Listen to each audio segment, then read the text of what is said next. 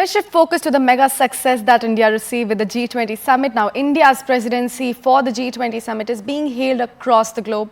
The joint statement or Delhi declaration, which was able to get everyone's consent, particularly on the Ukraine war, the economic corridor that links India to Europe, and adding the African Union to the G20 are being seen as the historic events.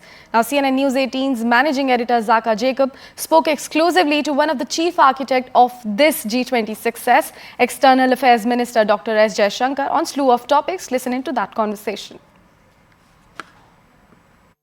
The other big announcement that happened on the sidelines of the G20 was this corridor between India, the Middle East, going all the way to Western Europe. Many are saying this is in response to China's Belt and Road.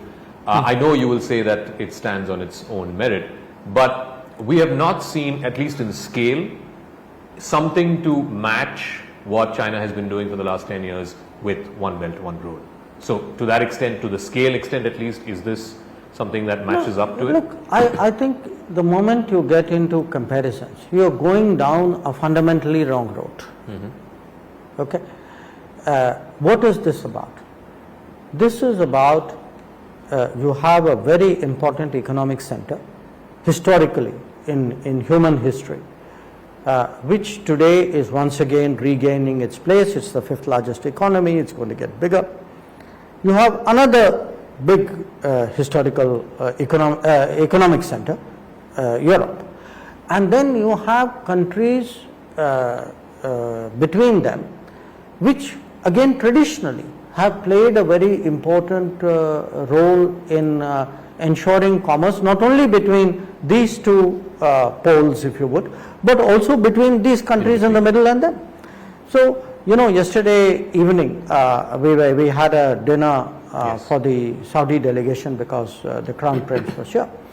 And one of the Saudis actually were telling me, they said, look, we have parts of Saudi Arabia where for generations there are pathways and there are routes. Everybody knows historically these were the routes which went to and from India. He said these are places where actually people enjoyed a high standard of living. They actually had a way of living which was related to the trafficking, to the goods movement, which is going there. Now, similarly with UAE, you know how deeply the maritime tradition, the dhows coming, the monsoon trade, etc. So we have now a certain favorable geopolitical situation where Saudi Arabia would like to step forward and facilitate a certain seamless logistical movement. You have UAE wishing to do the same. You have an India which is focused very much on Europe, a Europe which is very much focused on India. So what would you do if you are a smart strategist? You would put it all together. And so I would say in a way it's very much an evolution. On the one hand, a greater awareness in India and Europe about the merits of dealing with each other economically, but also greater awareness on both India and Europe's part of the importance of the region, especially the Gulf and the Arabian Peninsula here, and of the countries themselves. So this is a big deal because it question of how to create seamless economic flows, logistical flows, is one of the big issues in world history. So the return to history, you would say. It's going back. And that return to history predates any belt or any road which any country may have had. Just look at the players here. Okay, you are talking India, Saudi, UAE, Europe, and America, and you are even thinking debt sustainability. Okay. I mean, these are countries with deep pockets. These are countries with a strong market.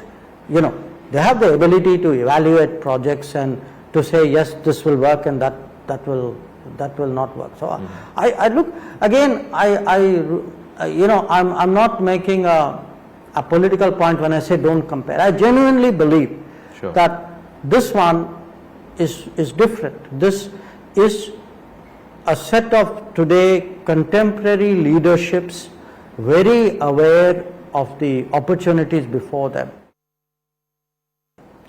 I do want to talk to you about one issue that cropped up again on the sidelines, one of the bilaterals that happened. The Prime Minister putting out a very strong statement to Canada on this issue of Khalistan business, the support and the safe haven that Canada or sections within Canada seem to have become. But the Canadian Prime Minister in his press conference sort of seemed to characterize this as a freedom of expression / foreign interference issue. How would you respond to that characterization? No, I don't think there's anything for me to respond to.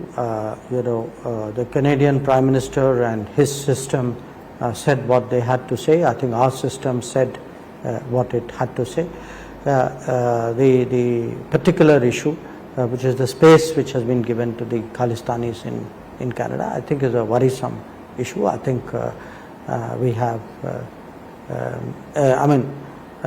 this is one occasion, it's not a new conversation. True. This is part of an ongoing conversation. So I think that's really what there is to it. I would leave it at that.